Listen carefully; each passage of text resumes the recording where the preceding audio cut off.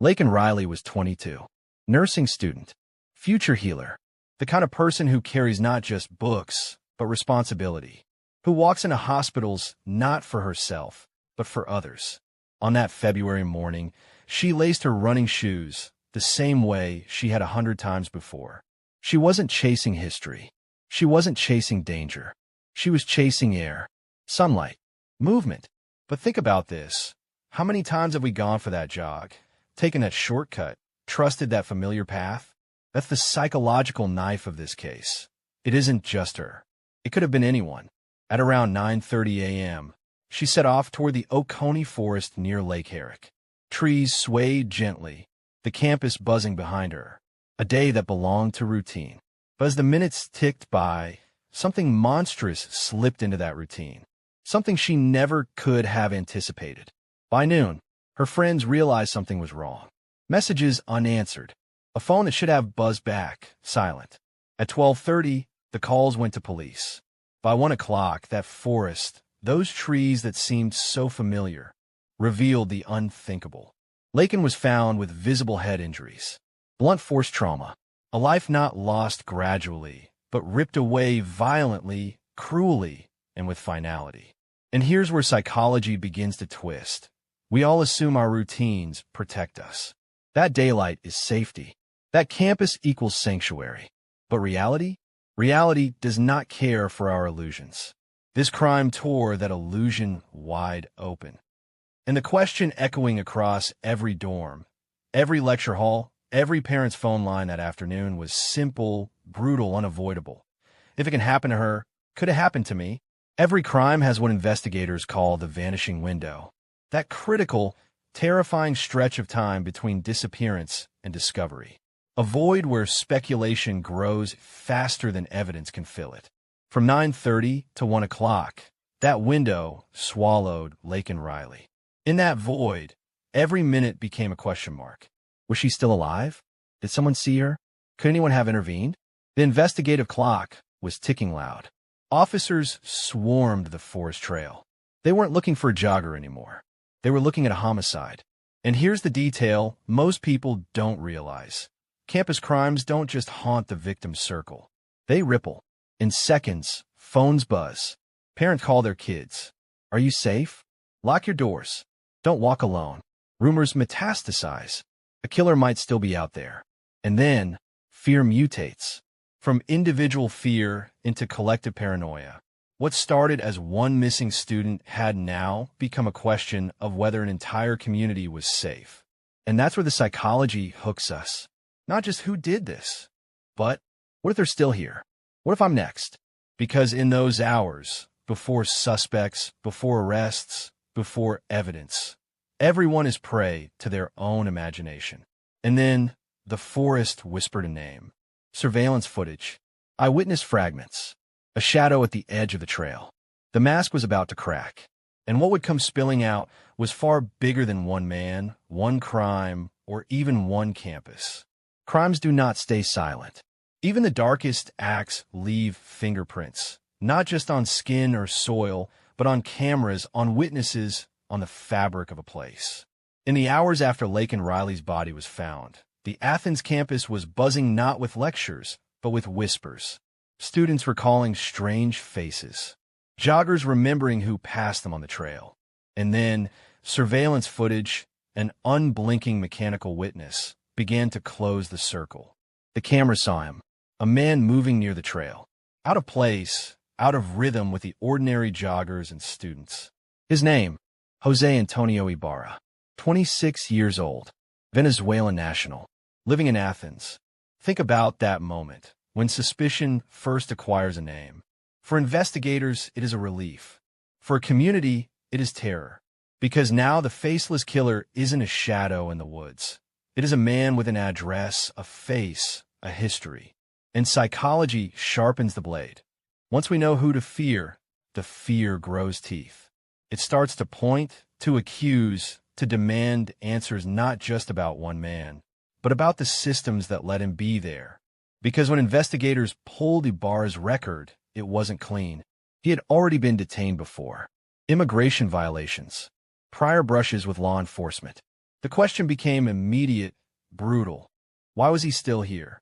Every crime has two stories running toward each other. And on this morning, the other story belonged to Jose Antonio Ibarra. Ibarra, 26, Venezuelan immigrant, living in Athens prior arrest for trespassing, theft. Police later tie him to the scene.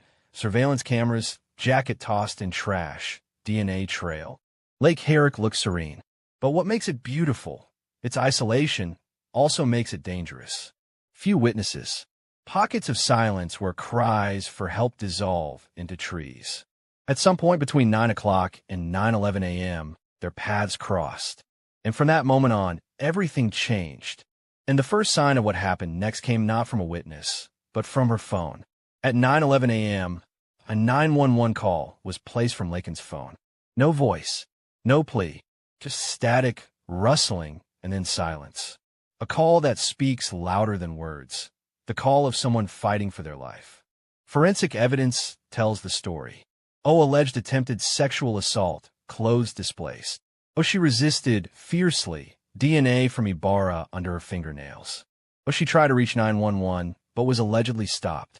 Prosecutors allege he struck her with rocks. Autopsy. 8 head wounds, 1 skull fracture. Cause of death. Blunt force trauma plus asphyxiation. We don't linger here to sensationalize her pain. We linger because truth matters. Because the brutality was real, and it cannot be softened without betraying her story. She fought. Her body shows us she fought. But by 9:28 a.m., her watch recorded her heart had stopped. In less than 30 minutes, a life full of promise was stolen. The forest went quiet. No screams. No more pounding footsteps. Just silence. The kind that feels unnatural.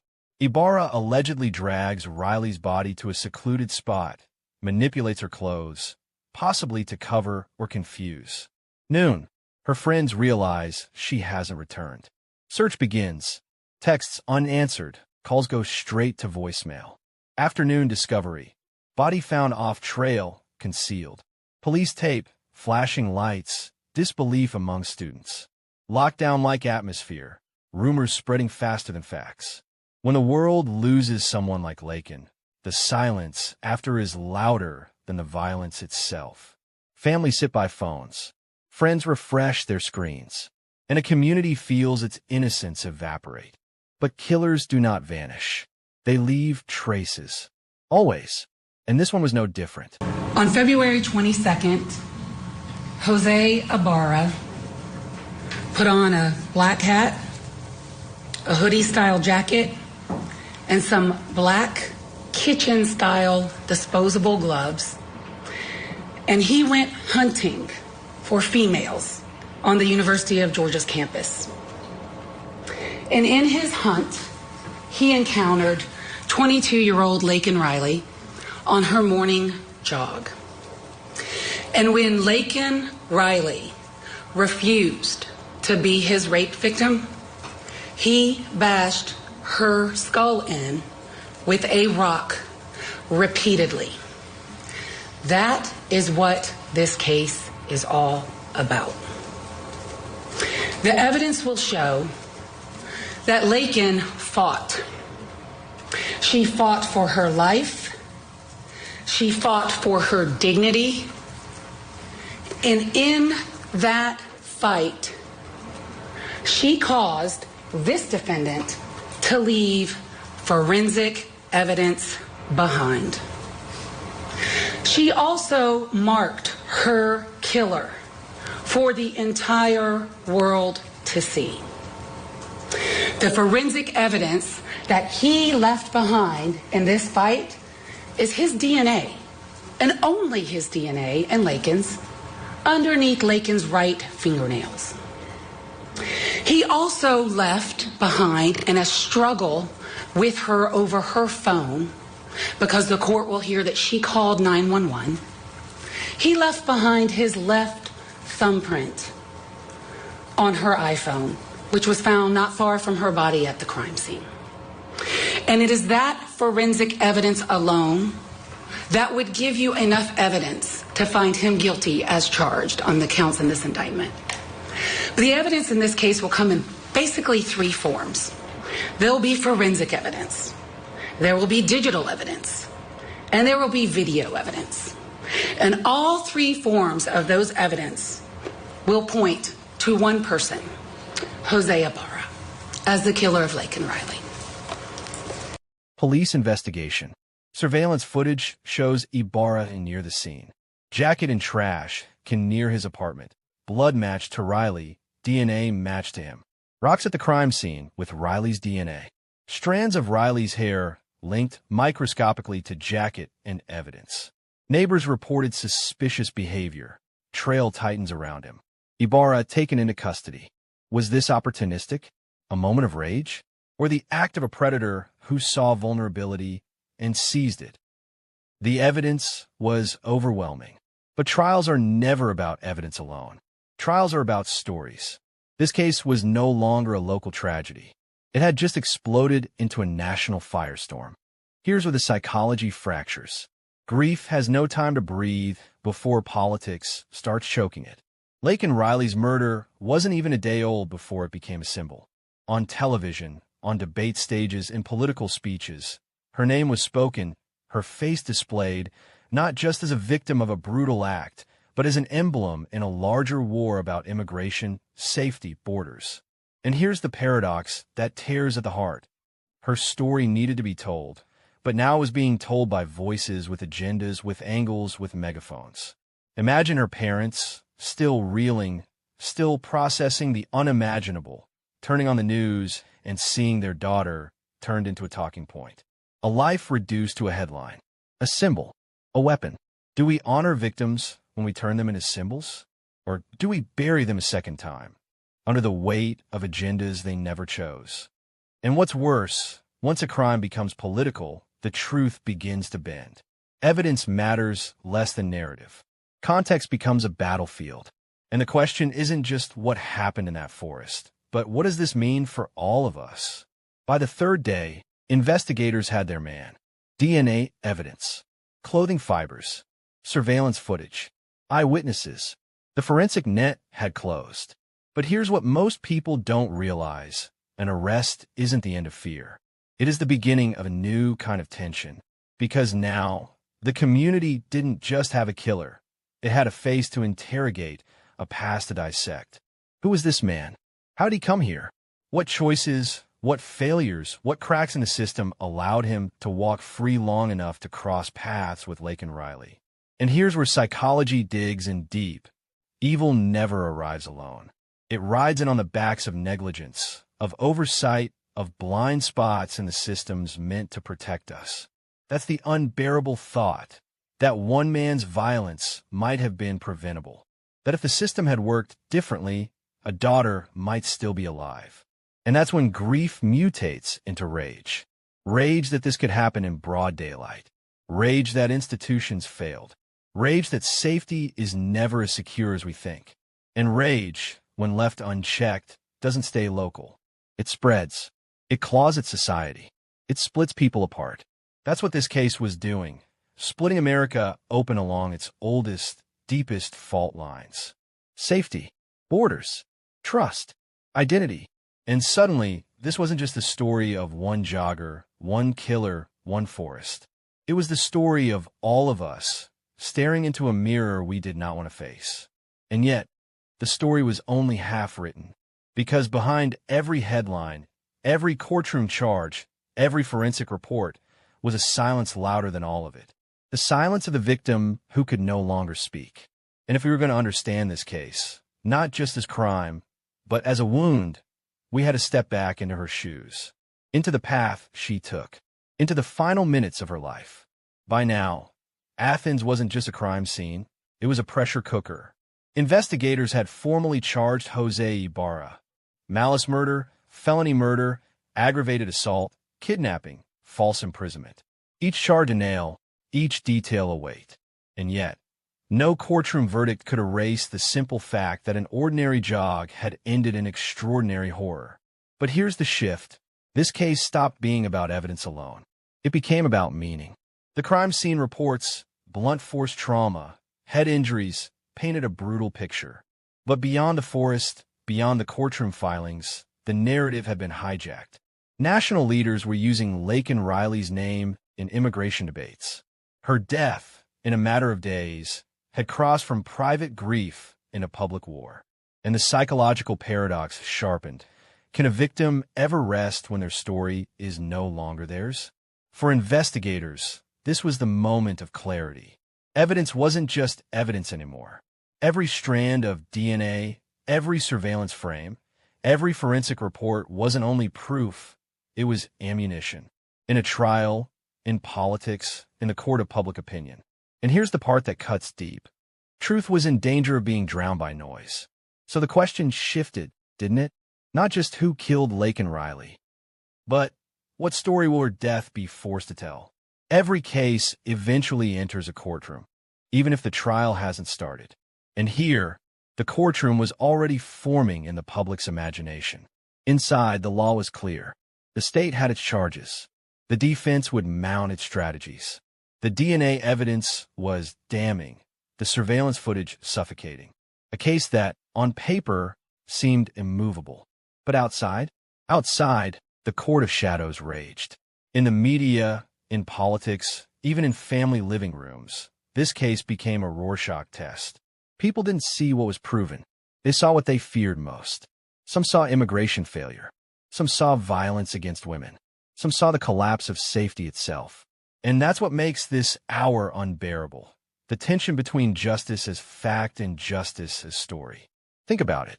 For Laken Riley's friends, justice would be conviction. For her parents, justice would be having her back, which no verdict could deliver. For politicians, justice was an argument to be won. 3 different kinds of justice, none of them the same, all of them colliding in the same name. And that's the danger of the court of shadows. Once society takes hold of the victim's story, the truth risks disappearing behind projection, behind anger, behind agendas. And yet, the investigators pushed forward. Evidence collected, chain of custody guarded, every lab test filed. For them, justice was in the details. But for the rest of us, justice was already slipping into something far harder to define. And then, the penultimate revelation. This wasn't just a crime of violence. It was a mirror, because the evidence, cold and clear, proved what happened that day. But what it reflected was far messier. A broken immigration system, a fragile illusion of campus safety, a nation that turns grief into warfare. And here's the chilling part. The victim's story became both crystal clear and unbearably distorted. She had gone for a run. She was attacked. She died violently. That is fact. That is the terrible simplicity of it. But the meaning, the meaning was no longer hers. It belonged to everyone else. To those who demanded answers. To those who demanded scapegoats. To those who demanded change. The truth was fixed, but the meaning was contested. And that is a prison no verdict can unlock. So, where does that leave us? We started with a jog. A young woman lacing up her shoes, chasing air and movement in life. We followed her path into the forest. We walked through the silence of absence, the shock of discovery, the paranoia of the vanishing window. We saw suspicion turn into a name, a face, a record. We saw grief mutating into politics, evidence weaponized as symbol. And now we stand at the mirror. Laken Riley left for her morning jog, texting her mother, wearing running clothes. Sometime between about 9 to 9:32 a.m., she came into contact with Jose Ibarra on a trail near Lake Herrick. During the interaction, it's alleged that Ibarra attempted to force a sexual assault. Riley resisted, fought back, which is supported by the presence of her DNA under her fingernails, indicative of scratching or grasping. The struggle escalated. Ibarra allegedly struck Riley in the head with a rock, inflicting multiple cuts, 8 cuts to the head, 1 skull fracture, along with injuries elsewhere on her torso, limbs. The nature of blunt force trauma is consistent with a rock being used. It is also alleged that Riley's attempt to call 911 was interrupted, i.e., Ibarra physically prevented her from completing or making the call. After Riley was incapacitated or killed, her body was moved, dragged, to a more secluded area off the trail, possibly to conceal the location or delay discovery. Her clothes were manipulated, pulled up, exposed, in ways that suggest an attempt either to conceal or distort. Her heart rate data, from a watch, shows it stopped at about 9:28 a.m. This would suggest the struggle possibly lasted several minutes from onset of attack through to death. Because this horror, was never just about one victim or one killer or one university. It is about us, about how fragile our sense of safety is, about how quickly grief becomes noise, about how easily we let tragedy fracture our humanity. The unanswered questions still hang. The trial will continue. Appeals may follow, but the story doesn't wait for verdicts. It's already alive, in conversations, in debates, in fears whispered on every darkened campus trail. And the final psychological stake is this. We tell ourselves that justice is closure. But the truth? Justice cannot resurrect. Justice cannot rewind. Justice cannot silence the echoes of a crime that cuts this deep. The only thing justice can do is reflect back at us who we are when we demand it. And so, the question that remains, the one no courtroom can ever answer, is not what happened to Laken Riley. It's this, what happens to us every time we look away from the mirror she left behind. But killers do not vanish. They leave traces. Always. And this one was no different. Was this opportunistic? A moment of rage? Or the act of a predator who saw vulnerability and seized it? The evidence was overwhelming. But trials are never about evidence alone. Trials are about stories. The courtroom became a stage, and every detail was fought over. Every wound, every implication. Because justice is never just about what happened. It's about what we can prove and how we interpret it. Prosecution argues attempted sexual assault, violent killing, deliberate concealment. Defense, no proof of rape, argued rage, not premeditation. Medical examiner testimony, no sexual penetration, but clothes manipulated, violence undeniable. Courtroom as mirror, immigration debates, campus safety fears, women's safety in public spaces. Family presence, Riley's parents watching slides of her injuries, grief palpable. Trials aren't only about verdicts. They're about how a community explains the unexplainable, about how we place blame, how we seek closure. November 2024. Guilty on all major counts. Malice murder, felony murder, aggravated assault, kidnapping, false imprisonment. Sentence: life without parole. Jury deliberations bring finality, but no peace. Family impact statements, grief, memories, testimony of what was lost.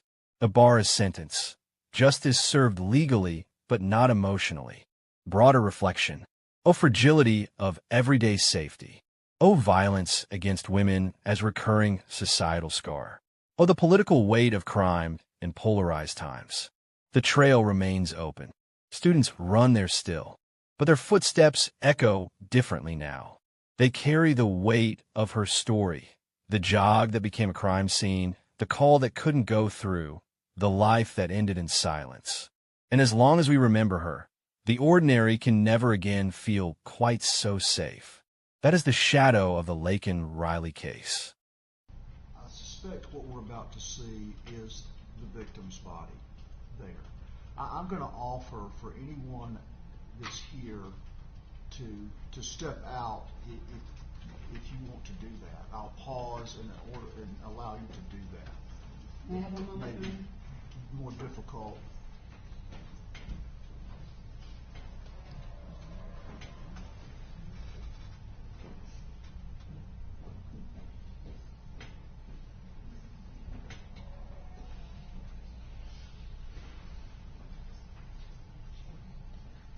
Your Honor, thank you for that opportunity.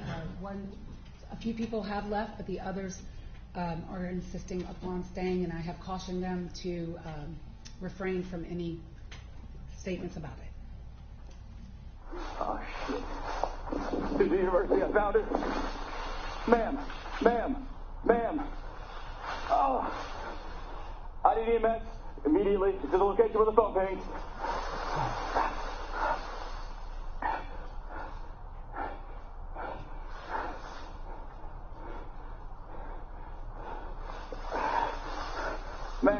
Ma'am. She's down, she's not breathing. Potentially been attacked.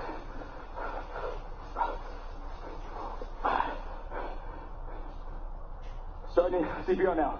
1, 2, 3, 4, 5, 6, 7, 8, 9, 10, 11, 12, 13, 14, 15, 16, 17, 18, 19, 20, 21, 22, 23, 24, 25, 26, 27, 28, 29, 30.